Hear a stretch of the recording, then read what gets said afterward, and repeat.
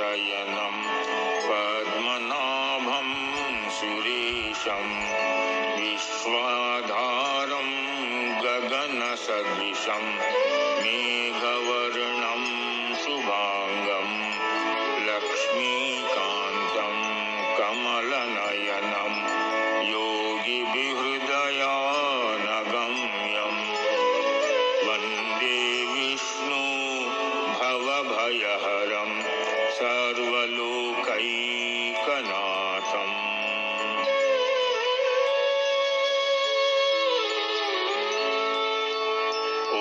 विश्वं विष्णुर्वषट्कारो भूतभव्य भवत्प्रभु भूतकृत् भूतभृद्भावो भूतात्मा भूतभावन भूतात्मा परमात्मा च मुक्तानां परमागति अव्यय पुरुषः साक्षी क्षेत्रज्ञो अक्षर एव च योगो योगविदां नेता प्रधान पुरुषेश्वरः नारसिंह वपुः श्रीमान् केशवः पुरुषोत्तमः सर्वः सर्वः शुभः स्थाणुर्भूतानिधिरव्ययः सम्भवो भावनो भर्ता प्रभवः प्रभुरीश्वरः स्वयंभू शम्भुरादित्य पुष्कराक्षो महास्वनः अनादिनिधनो धाता विधाता धातुरुत्तमः अप्रमेयो ऋषिकेश पद्मनाभो मरप्रभु विश्वकर्मा मनुस्त्वष्टा स्थविष्टः स्थविरो ध्रुवः अग्राह्यः शाश्वतः कृष्णो लोहिताक्षः प्रतर्दनः प्रभूतस्त्रिककुब्धां पवित्रं मङ्गलं परम् ईशानः प्राणदः प्राणो ज्येष्ठः श्रेष्ठः प्रजापति हिरण्यगर्भो भूगर्भो माधवो मधुसूदनः ईश्वरो विक्रमी धन्वी मेधावी विक्रमः क्रमः अनुत्तमो दुराधर्ष कृतज्ञः कृतिरात्मवान् सुरेशः शरणं शर्मा विश्वरेताः प्रजाभवः अह संवत्सरो व्यालः प्रत्ययः सर्वदर्शनः अजः सर्वेश्वरः सिद्धः सिद्धि सर्वादिरच्युतः विशाखपिरमेयात्मा सर्वयोगविनिश्रितः वसुर्वसुमना सत्यः समात्मा संमितः समः अमोघः पुण्डरीकाक्षो विश्वकर्मा वृषाकृति रुद्रो बहुशिरा बभ्रुर्विश्वयोनिः शुचिस्रवा अमृतः शाश्वतः स्थाणुर्वरारोहो महातपा सर्वगः सर्वविद्भानु विश्वक्सेनो जनार्दन वेदो वेदविदव्यङ्गो वेदांगो वेदविद्कवि लोकाध्यक्षः सुराध्यक्षो धर्माध्यक्षः कृताकृतः चतुरात्मा चतुर्व्यूहश्चतुर्द्रष्टा चतुर्भुजः भ्राजिष्णुर्भोजनं भोक्ता सहिष्णुर्जगदादिजः अनघो विजयो जेता विश्वयोनिः पुनर्वसु उपेन्द्रो वामनः प्रांशुर्मोघ शुचिरूर्जितः अतीन्द्रः संग्रहः सर्गो कृतात्मा नियमो यमः वेद्यो वैद्यः सदा योगी वीरः माधवो मधु अतीन्द्रियो महामायो महोत्साहो महाबल महाबुद्धिर्महावीर्यो महाशक्तिर्महाद्युति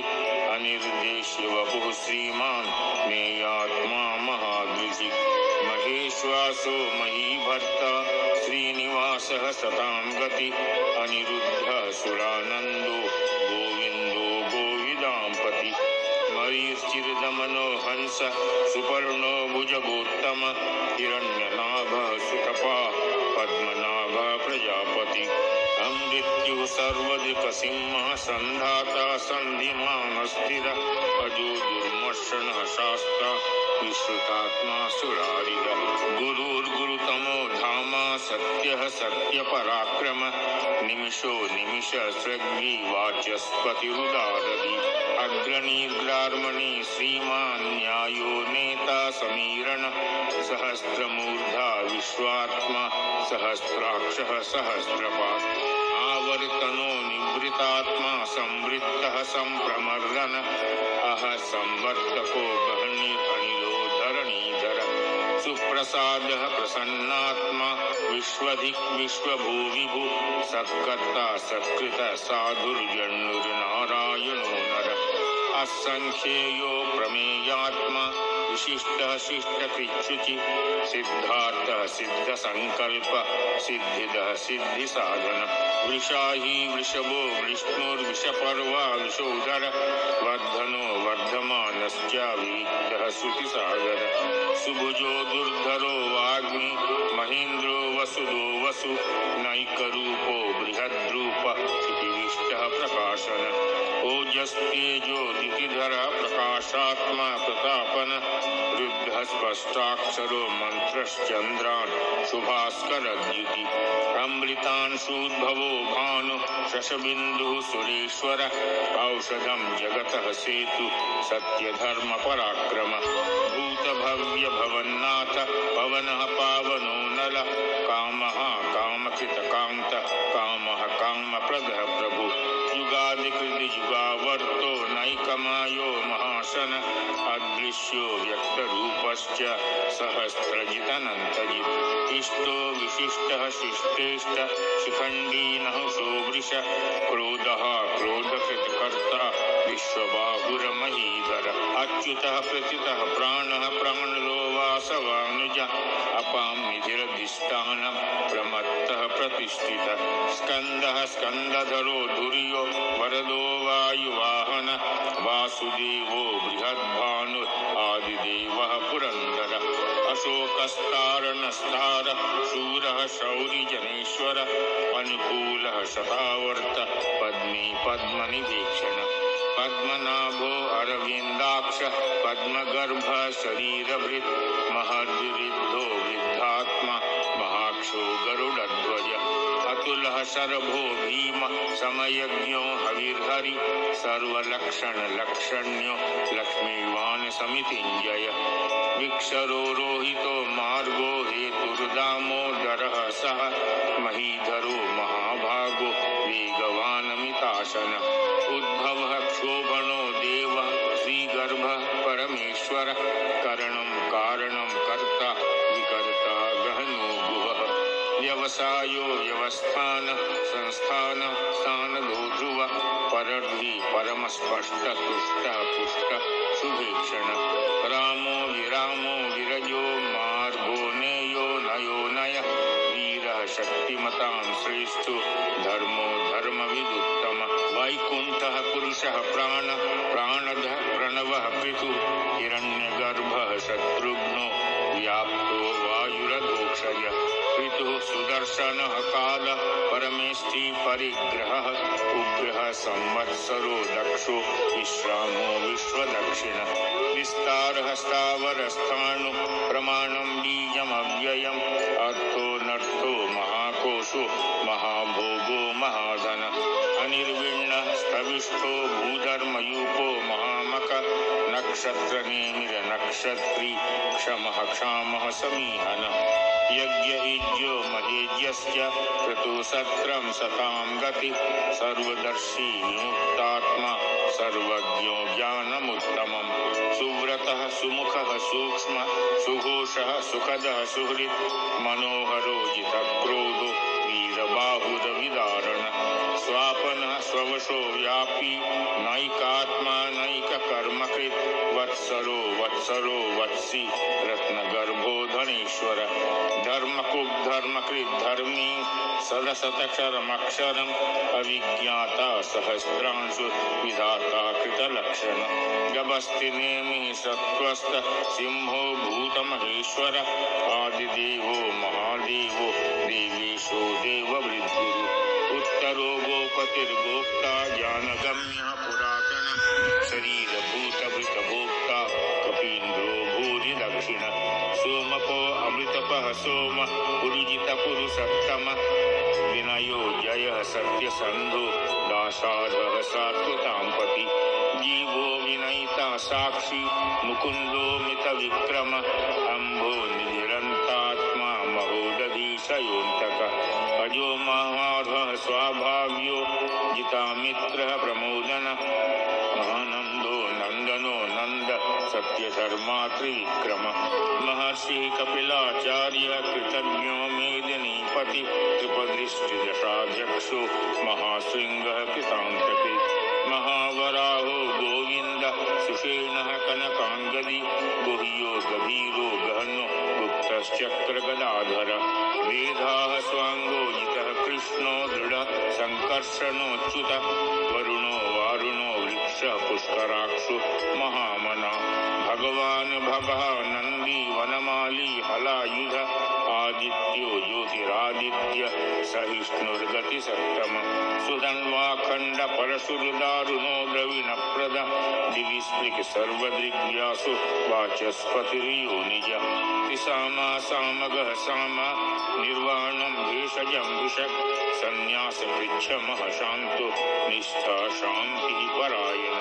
शुभांगः शान्तिदः स्रष्टा कुमुदः कुवलेशय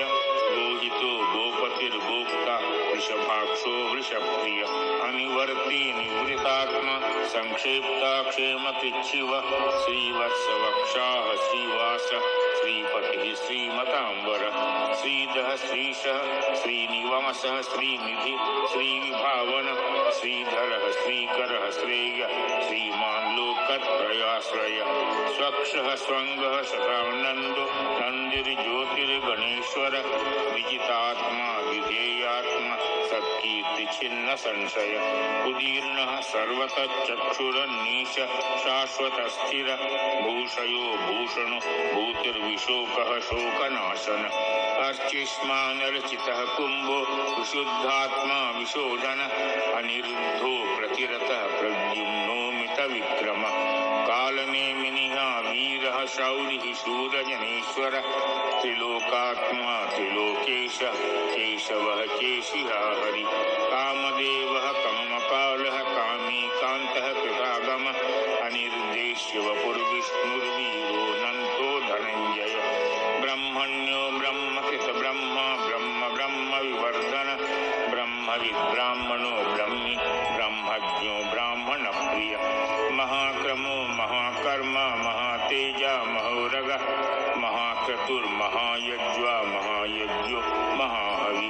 स्तव्यः स्तवप्रियः स्तोत्रं स्तुतिः स्तोतारणप्रिय पूर्णः पूरयिता पुण्य पुण्यकीर्ति अनामय मनोजवस्तीर्थकरो वसुरेता वसुप्रद वसुप्रदो वासुदेवो वसुर्वसुमनाहवि सद्गतिः सत्कृतिः सत्ता सद्भूतिः सत्परायण शूरसेनो यदुश्रेष्ठ सन्निवासः सुयामुन भूतावासो वासुदेव सर्वासु नलयो नल दर्पः दर्पदो दृप्तो दुर्धरोथा पराजित विश्वमूर्तिर्महामूर्तिर्दीप्तमूर्तिर्मूर्तिमान् अनेकमूर्तिरव्यक्तः शतमूर्तिः शतानन एको नैकः सवहकः यतत्तपरनुत्तमं लोकबन्धुर्लोकनाथो माधवो भक्तवत्सल सुवर्णवर्णो हेमांगो वरांगश्चंगनांगदी वीरः विषमः शून्यो कृताशीरश्चलश्चल समानी मानदो मान्यो लोकस्वामी त्रिलोकधिक सुमेधा मेधजो धन्य सत्यमेधा धराधर तेजो वृषो द्युतिधर सर्वशस्त्रभितांबर प्रग्रहो निग्रहो यग्रो नैकसिंहो गदाग्रज चतुर्बाहुश्चतुर्व्यूहश्चतुर्गति चतुरात्मा चतुर्भाव चतुर्वेद विदेकपात् समावर्तो निवृतात्मा दुर्जयो दुरतिक्रम दुर्लभो दुर्गमो दुर्गो दुरावासो दुरारिह शुभांगो लोकसारंग सुतंतुस्तंतुवर्धन इंद्रकर्मा महाकर्मा कृतकर्मा कृतागम उद्भवः सुंदरः सुंदो रत्ननाभः सुलोचन अर्को वाजुसनः सिंही जयन्तः सर्वविजयी सुवर्णबिन्दुरक्षोभ्य सर्ववागीश्वरेश्वर महाह्रदो महागर्तो महाभूतो महानिधि कुमुदः कुन्दरः कुन्द पर्जन्यः पावनो निर अमृतांशो मृतवपो सर्वज्ञ सर्वतोमुख सुलभः सुव्रत सिद्ध शत्रुजित् शत्रुतापं न्यग्रोध उदुम्बरो अश्वत्थः चाणूरान्धनिशूल सह सहस्रार्चिति सप्तजीव सप्तैका सप्तवाहन अमूर्तिर्घनो चिन्त्यो भयत्युत भयनाशन अनुर्बृहत् शस्तूलो गुणभृन्निर्गुणो महान् अद्भुतः स्वद्भुतः स्वास्य प्रागवंशो वंशवर्धन भारभृत् कथितो योगी योगीशः सर्वकामद आश्रमः श्रमणः क्षामः सुपर्णो वायुवाहन धनुर्धरो धनुर्वेदो दण्डो दमयिता दम अपराजितः सर्वसहो नियन्ता नियमो यमः सत्त्वान् सात्विकः सत्य सत्यधर्मपरायण अभिप्रायः प्रियाढोढ प्रियकृतप्रीतिवर्धन विहाय सगतिर्ज्योतिः सुरुचिर्भूद्भुविभुः रविर्विरोचनः सूर्य सविता रविलोचन अनन्तो हुद्भुद्भोक्ता सुखदो नैकजोग्रजः अनिर्विण्णः सदामर्षि लोकाधिष्ठानमद्भुतः सनातनतमः कपिलः कपिरव्ययः स्वस्तिदः स्वस्तिकृत स्वस्ति स्वस्तिमुख स्वस्ति दक्षिण अलौग्रह कुण्डली चक्री विक्रम यूजित शासन शब्दातिगः शब्दिशः शिशिरः शर्वरीकरः अक्रूरः पेशलो दक्षो दक्षिणः क्षमिणाम्बर विद्वत्तमो भीतभयः पुण्यश्रवणकीर्तन उत्तारणो दुष्कृतिः पुण्यो दुःस्वप्ननाशन वीरः रक्षणः सन्तो जीवनः पर्यवस्थितः अनन्तरूपो अनन्तस्त्रीजितमन्युर्भयापहः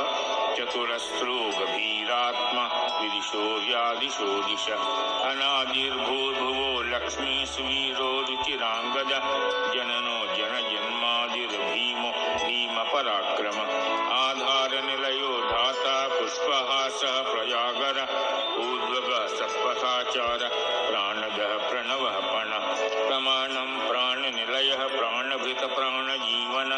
तत्त्वं तत्त्वविदेकात्मा जन्म मृत्यु जराधिय भूभुवः स्वस्थरुस्तार सविता प्रपितामहः यज्ञो यज्ञपतिर्यज्वा यज्ञाङ्गो यज्ञवाहन यज्ञभृद्यज्ञकृद् यज्ञे यज्ञभुग्यज्ञसाधन यज्ञान्तकृतज्ञ गुह्यम् अन्नम् अन्नाद एव च आत्मयोनिः स्वयं जातो वैखानः सामगायन देवकी नन्दनः स्रष्टा क्षितीशः पापनाशन शङ्खभृन्नन्दकी चक्री सा